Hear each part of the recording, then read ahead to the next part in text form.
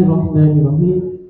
Assalamualaikum warahmatullahi wabarakatuh. Waalaikumsalam warahmatullahi wabarakatuh. Yang terhormat Bapak Suharso selaku Sekretaris Desa, dan yang terhormat Bapak Nurul Hidayah SPI selaku pemateri hari ini, dan yang terhormat Ibu PKK yang hadir hari ini, yang terhormat perwakilan BUMDes, dan yang terhormat sejajaran perangkat desa yang tidak bisa saya sebut namanya satu persatu,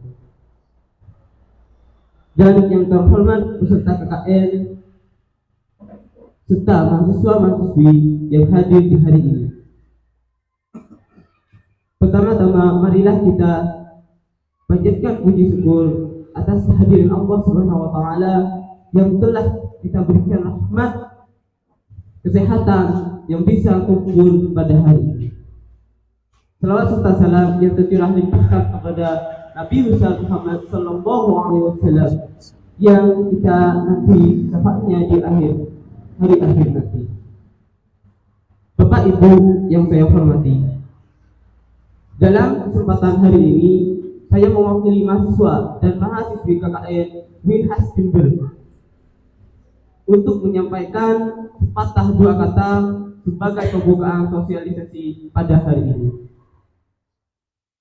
Bapak Ibu yang saya hormati, sebelumnya saya mengucapkan terima kasih banyak karena sudah menyempatkan waktunya untuk menghadiri acara sosialisasi pada pagi ini.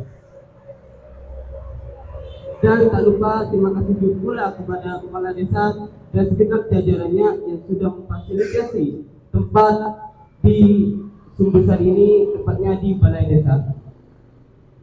Baik untuk mengawali sosialisasi ini, biar diberikan keberkahan serta kelancaran dalam sosialisasi, marilah kita mengucapkan basmalah bersama-sama. Bismillahirrahmanirrahim.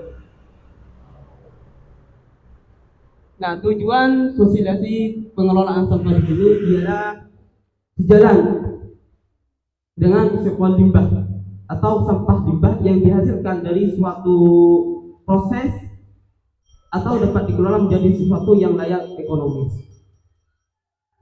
Sampah memang permasalahan masyarakat yang ada di Sumbersari, bukan cuma di Sumbersari itu sendiri, melainkan di berbagai kota ataupun di berbagai desa. Contoh sampah yang paling lama kita hancurkan yaitu seperti sampah plastik. Bahkan butuh 1000 tahun untuk menghancurkan, yaitu secara dengan alami.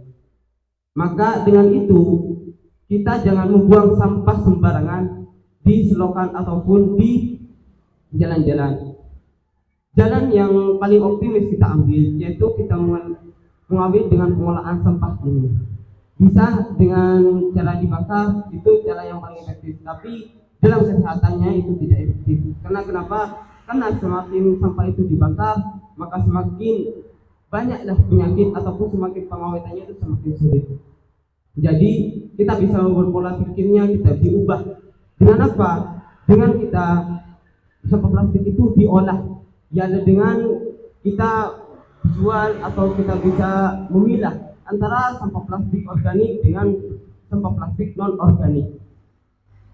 Nah, mungkin dari saya itu saja, dan seterusnya saya akan kembalikan ke MC. Terima kasih. Assalamualaikum warahmatullahi wabarakatuh. Waalaikumsalam warahmatullahi wabarakatuh. Terima kasih kami sampaikan. Sambutan yang kedua akan dibawakan oleh Kepala Desa Sumbersari yang pada pagi hari ini akan diwakili oleh Bapak Suharso selaku Sekdes. Kepada beliau kami persilakan.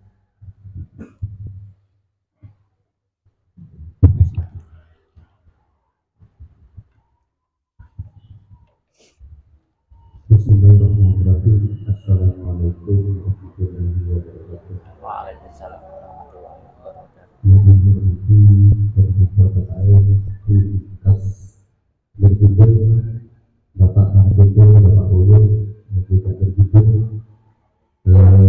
teman-teman perangkat desa yang hadir pada pagi ini, juga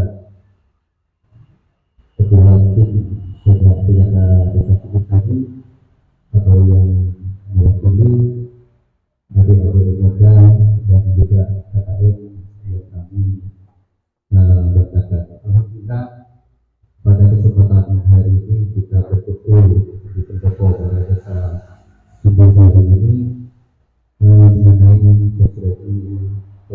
sampah yang mana dengan sampah ini merupakan paling mulai dulu sampai sekarang ini perlu kami ketahui paling sulit untuk diatasi. Masalahnya dia tergantung dari kehidupan kita masing-masing. Yang jelas sampah ini memang menjadi momok itu tidak di desa Sumbersari saja, tapi mungkin desa-desa lain atau di kawasan lain juga begitu. Jadi hal ini marilah apa yang akan kita sosialisasikan pada pagi hari ini tentang pengelolaan sampah kita cermati bersama-sama, semoga bermanfaat. Itu saja. Dan juga kami menyampaikan pesan dari Kepala Desa pada hari ini tidak bisa mengikuti acara ini karena beliau bersama rapat di Bondowoso pada hari ini. Saya kira dari saya cukup sekian, kurang lebihnya mohon maaf. Wassalamualaikum warahmatullahi wabarakatuh. Waalaikumsalam warahmatullahi wabarakatuh.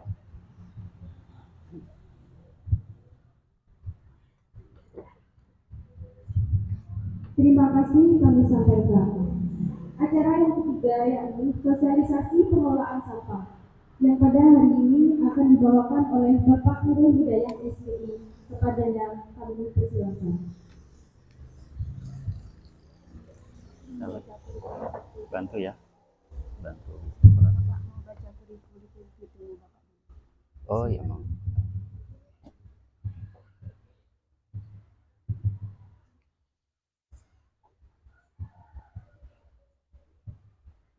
Baik, sebelum acara sosialisasi dimulai, izinkan saya sebagai moderator untuk membacakan kurikulum vitae dari Bapak Nurul Hidayah SPI atau yang biasa dipanggil Cak Oyo. Nomor HP-nya 087 743 444 500. Pendidikan Universitas Dr. Sutomo. Prodi Sosial Perikanan. Pengalamannya Grebek Sedekah 2012 sampai sekarang sebagai CEO founder. Yang kedua Sobung Serpa 2019 sampai sekarang sebagai founder. Yang ketiga Forkum Jember 2019 sampai sekarang sebagai inisiator. Prestasi nominator Radar Jember Award 2019 bidang lingkungan. Yang kedua sosok inspiratif bidang lingkungan kegiatan Jember SAE 3 Polres Jember. Kemitraan unit Jember, Radar Jember, Polres Jember. Keahlian paper recycle, eco-brick, composting, natural soap, zero waste, eco NGD. Mungkin sekian kurikulum vitae dari Cak Oyong. Kepada beliau saya persilahkan. Terima kasih atas waktu dan kesempatannya. Bismillahirrahmanirrahim. Assalamualaikum warahmatullahi wabarakatuh.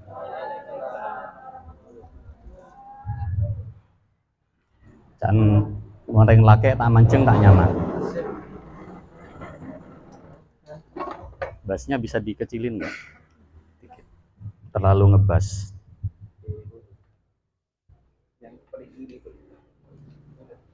Cek tes udah. Oke. Tadi sudah diperkenalkan, saya Tretan Tibi aslinya. Jadi saya dari Bondowoso, Kota Bere. Saya di Kauman asli, cuman mulai 2006 sudah menetap dan tinggal di Jember. Dapat rezeki orang Jember.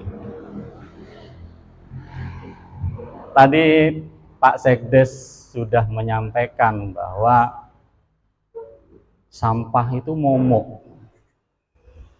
Sesuatu hal yang tidak disukai orang, sesuatu hal yang buat semua orang merasa jijik. Tapi menurut saya, melihat dari jumlah peserta yang ada di sini, sebenarnya sampah bukan masalah. Benih masalah sampah. Kenapa gitu? Karena ternyata orang masih buang saja sampah di pinggir jalan. Orang masih buang saja sampah di selokan, di pekarangan kosong. Loh kenapa? Ya karena buat mereka, orang-orang yang suka membuang sampah sembarangan itu bukan masalah. Kan gini kan?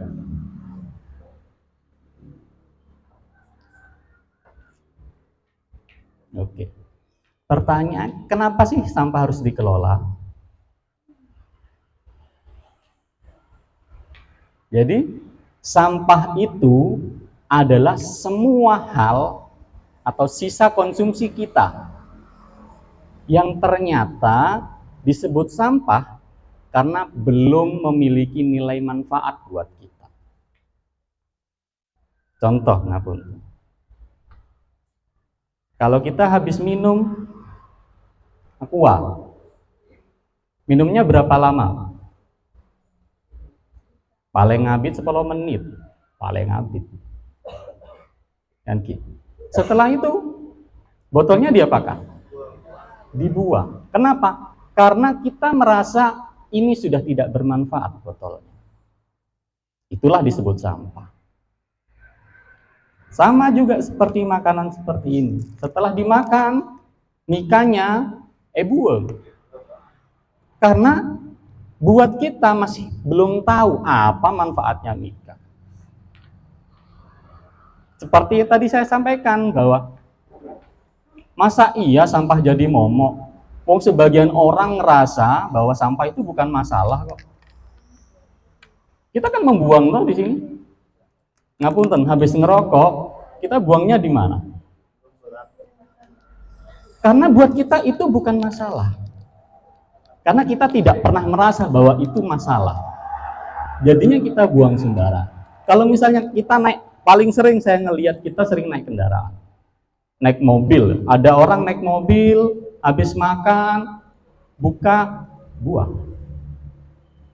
Jadi sampah masalah apa bukan? Bukan. Buat mereka. Gitu ya. Jadi sampah bukan masalah buat mereka. Dari dasar Permen LHK nomor 6 tahun 2022 tentang isi PSN bahwa saya kurang tahu di Kabupaten Bondowoso jumlah penduduknya berapa. Kalau di Jember hitungannya 2.536.729 jiwa. Artinya sebuah kota atau kabupaten dengan jumlah penduduk lebih dari 1 juta jiwa itu disebut kota besar. Ya, disebut kota besar. Maka asumsinya setiap orang itu menghasilkan 0,7 kg sampah per hari. Jadi setiap orang menghasilkan 0,7 kg sampah per hari. Kalau ada satu rumah, di dalamnya ada 4 jiwa, bapak, ibu, 2 anak. Artinya sampah yang dihasilkan adalah 0,7 kg dikali 4. Sama dengan 2,8 kg sampah per hari yang dihasilkan. Nah, tadi saya tanya ke Pak Sekdes, Pak, berapa jumlah penduduk di Desa Sumbersari? Kurang lebih 6 ribuan. Maka perhitungannya setiap hari sampah yang dihasilkan di Desa Sumbersari itu ada 4.200 kg atau 4,2 ton. Setiap hari. Itu setara sama 4 ekor sapi yang siap kurban. Mon sampai ongguan nyaman popolong. Masalah resarka. Setiap hari, Pak. Taruhlah 4 ton biar gampang hitungnya. Dalam 1 bulan itu ketemu 120 ton sampah per hari yang ada di Desa Sumbersari saja. Salat-lat ke desa lain. Jangan bicara 1 kecamatan Maesan. 1 Desa Sumbersari.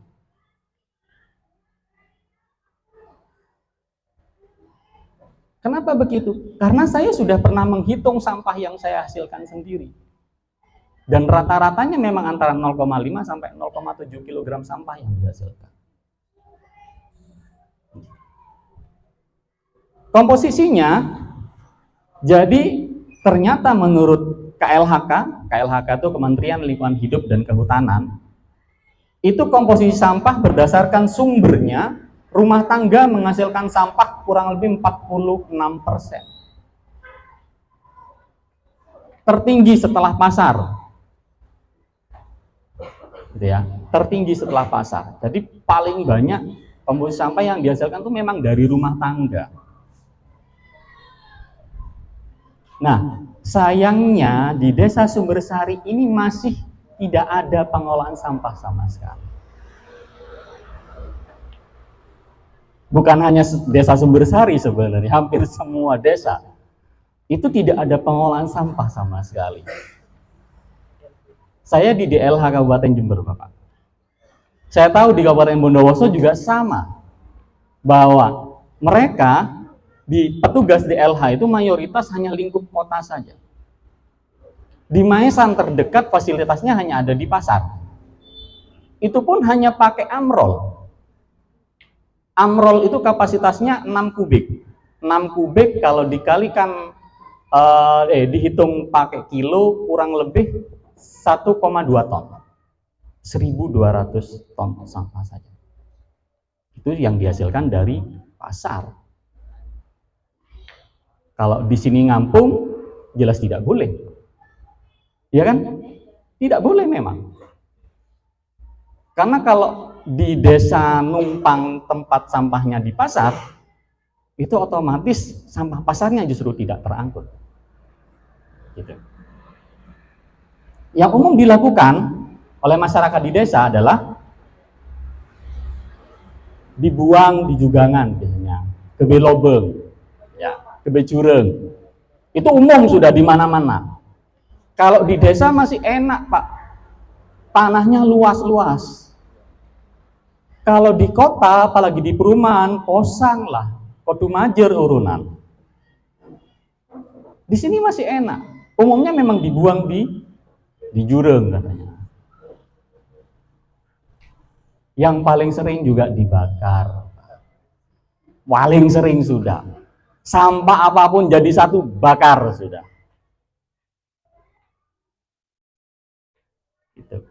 Itu udah umum. Yang umum lagi dibuang di pinggir jalan.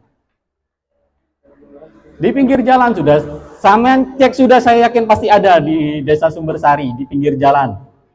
Timbulan-timbulan sampah itu pasti ada. Yang sayang itu juga kalau sampai dibuang di sumber mata air, Pak. Ya. Ini yang paling saya bikin prihatin itu kalau sampai sampah dibuang di sumber mata air. Ini yang paling sering terjadi. Kadang sengaja, ya, kadang sengaja dibuang di saluran irigasi, kadang tenoro aing. Dibuang di selokan, tenoro aing masuk ke saluran irigasi. Cek tahan, balik. Nah, saya pernah ketemu sama petani yang sambatnya minta ampun. Kenapa? Gara-gara saluran irigasinya penuh dengan sampah, akhirnya apa? Gagal panen. Kalau sudah gagal panen, modal berapa yang sudah keluar? Kira-kira kata apa yang pertama kali keluar dari keluhannya petani tersebut? Bukan rogi, Pak. Ya Allah, macik sarana reng-oreng dia. Ya, ingat. Katanya, ya Allah, apa yang disebut pertama kali, Pak? Allah. Ingat ya, yang disebut pertama kali oleh orang yang mengeluh petani tersebut adalah Allah. Bapak pasti paham. Ketika orang terzolimi, doanya mabrur apa mabrur? langsung nyampe, Pak. Kira-kira sekarang pertanyaannya saya balik lagi.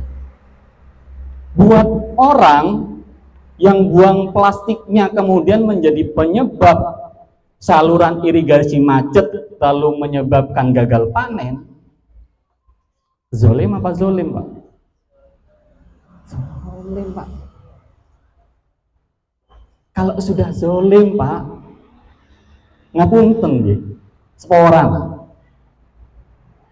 Sholatnya bagaimana hitungan?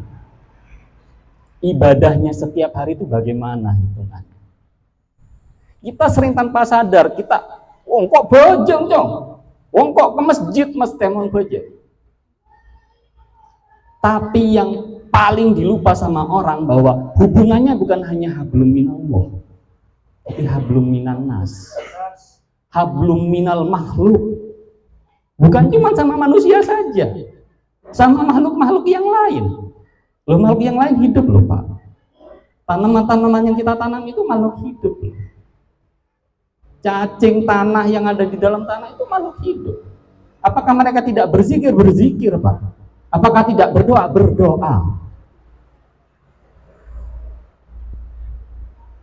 Ini yang paling sering orang tidak pernah menyadari, bahwa sedikit yang mereka lakukan, sedikit yang kita lakukan, itu dihisab loh, Pak. Itu ya. Betul Pak, betul Pak? Betul, dihisab. Apapun yang kita lakukan itu dihisab. Tidak ada pengadilan yang paling adil nanti. Mohon setia ya, seperti yang berdebat sena aman. Ini iya. Tapi kalau nanti Pak, udah ngurus berdebat sena, tak ada pesena. Ini apakah kemudian menjadi sebuah ancaman atau biasa saja? Buat orang yang tidak sadar, buat orang yang mungkin belum mendengarkan apa yang saya sampaikan, biasa saja. Buang puntung rokok, habis selesai dibuang gitu saja. Biasa, betul biasa. Habis makan ciki misalnya, kemudian bungkusnya dibuang, biasa Pak. Itu sudah betul-betul biasa, tidak ada masalah. Tapi ternyata ada ancaman, Pak. Gunungan sampah ilegal dibakar. Warga Kalideres kena ispa. Tadi saya tanya, kalau sampahnya dibakar itu biasa banyak, di mana-mana sampah dibakar. Cuman kita sering lupa, kita habis bakar itu pergi, ya enggak? Apakah kita habis bakar terus kayak orang rokok diciumi gitu, bau nyaman? Enggak, kenapa? Karena kita tahu kita tidak kuat untuk menghirup asap itu. Artinya apa? Ada bahaya di dalamnya. Bahayanya apa? Plastik kalau dia dibakar, kandungan dioksinnya itu keluar, Pak. Dia masuk ke air, lalu kita minum. Dia masuk ke makanan, lalu kita makan. Apa dioksin itu? Dioksin adalah salah satu penyebab terjadinya penyakit kanker. Jadi jangan heran kalau sekarang kita melihat banyak, Bu Maria, kening kanker payudara misalnya. Bu Ani, kening kanker serviks. Itu seperti hal-hal yang kita sudah sering mendengar. Kanker serviks, kanker payudara, kanker otak, kanker ini, kanker itu, kanker pankreas, dan lain-lain. 30 tahun yang lalu, atau tahun 90-an ke belakang, jarang sekali kita dengar. Iya kan? Jarang sekali kita dengar yang namanya penyakit kanker, itu sangat jarang sekali. Kenapa? Karena kita jarang menggunakan plastik.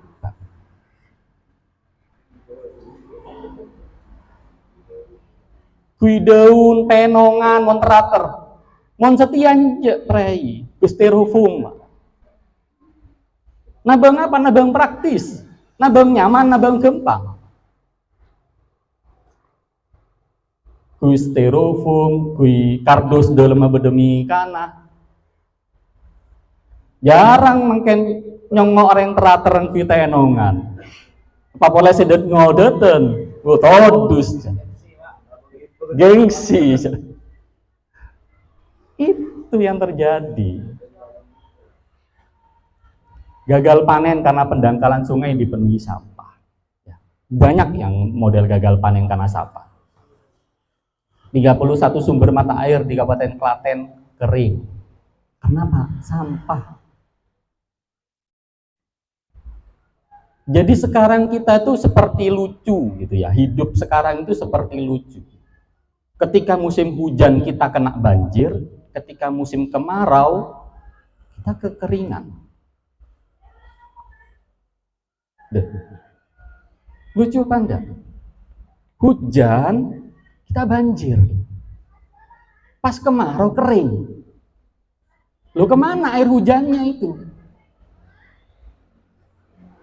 Karena air hujannya ternyata tidak bisa meresap ke dalam tanah. Akibatnya apa? Cadangan air tanah habis. Ketika cadangan air tanah habis, maka ketika musim kemarau kita sudah tidak punya lagi cadangan air tanah. Kenapa kok air hujan tidak bisa menyerap ke dalam tanah?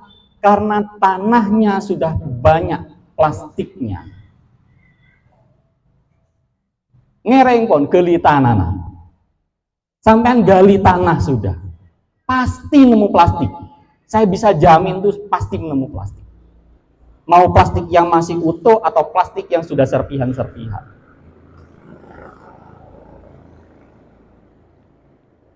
Ngapunten, zaman dulu Pak, yang namanya orak sakti itu benar-benar sakti. Orang sakti zaman dulu betul-betul sakti.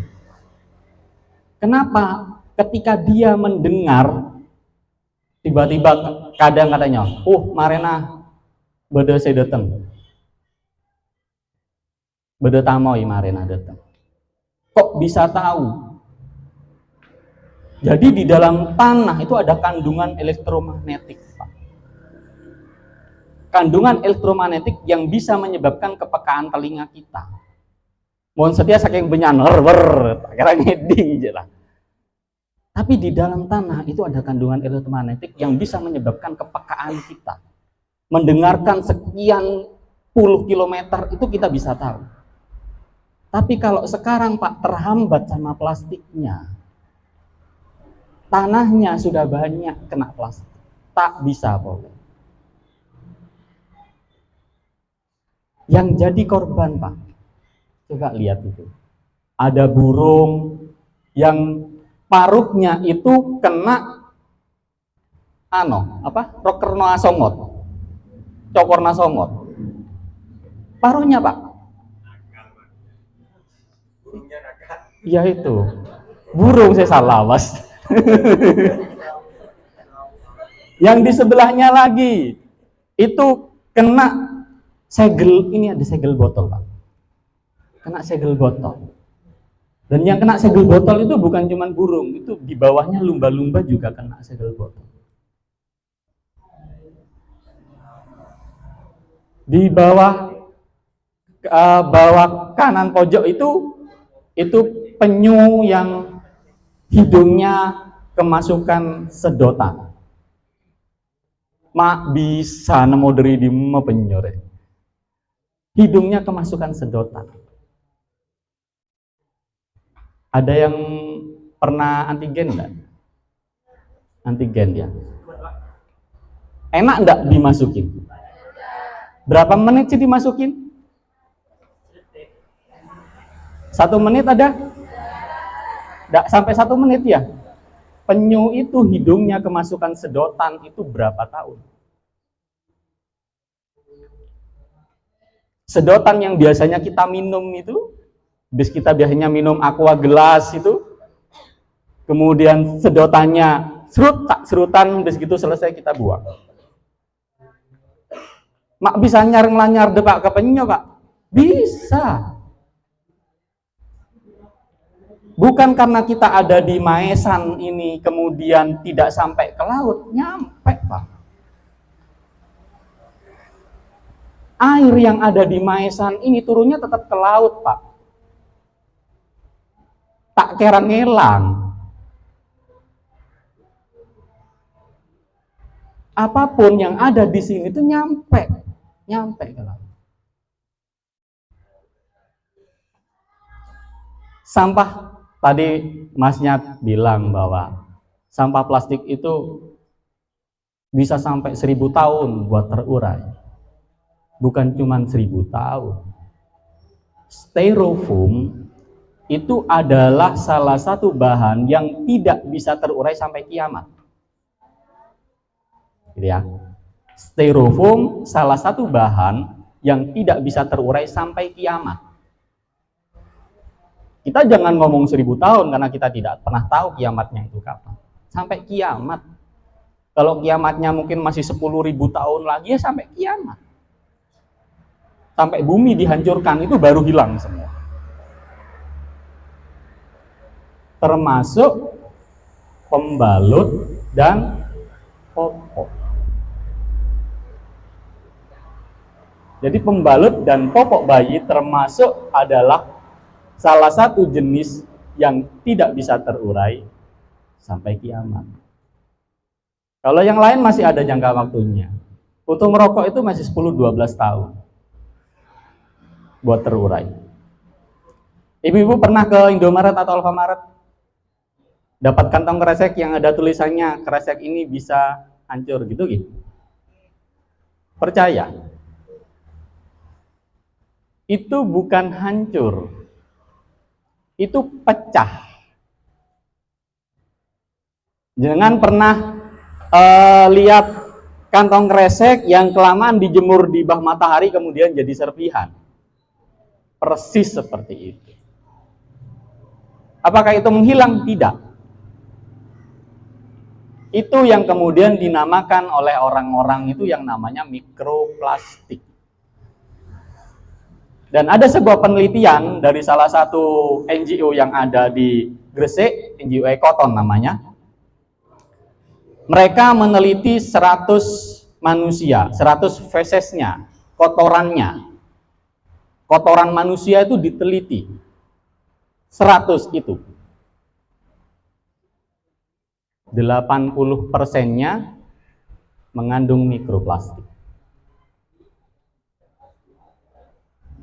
Jadi kita ini itu sudah jadi manusia plastik ternyata. Sampai kotoran kita itu ada plastiknya. Nyaman mon Bu Ibu, tak usah operasi plastik lah, banyak plastik kan. Lanjut. Nah, apa desa mandiri dalam pengolahan sampah? Adalah desa yang mampu mengatur pengolahan sampahnya sendiri. Yang paling penting, mampu mengatur pengolahan sampahnya sendiri untuk menekan kualitas hidup, lingkungan yang sehat yang pasti, dan perekonomian masyarakat. Loh, jangan salah. Jenengan paling sering tahu yang namanya pengepul, tukang rosokan, arwah gue kaji. Iya enggak? Mobilnya bagus. Doh. Makanya jadi bos, Pak. Ini saya ajari jadi bos. Kalau pemulungnya ya pegun pemulung tak gelem aja. Didalpo. Lanjut. Tujuannya adalah satu yang paling penting, membentuk tim dulu. Tim pengolahan sampah. Timnya apa? Berupa bisa BUMDes. Tapi BUMDes tidak bisa melakukan BUMDes itu sendirian. Artinya harus ada unit di bawahnya. Unit usaha. Jadi BUMDes itu bebas mau unit usahanya apa saja, termasuk unit usaha pengolahan sampah. Di Jember sudah ada 10 BUMDes yang punya unit pengolahan sampah. Kalau Bondowoso saya tidak punya datanya. Selain BUMDes apa? Bisa bank sampah. Bank sampah bisa mandiri, bisa juga gabung ke BUMDes sebagai unit usahanya. Atau mau membentuk tim sendiri, khusus tim pengolahan sampah. Yang bentuk siapa? Masyarakat mengetahui kepala desa. Yang kedua, yang paling penting harus ada lahan.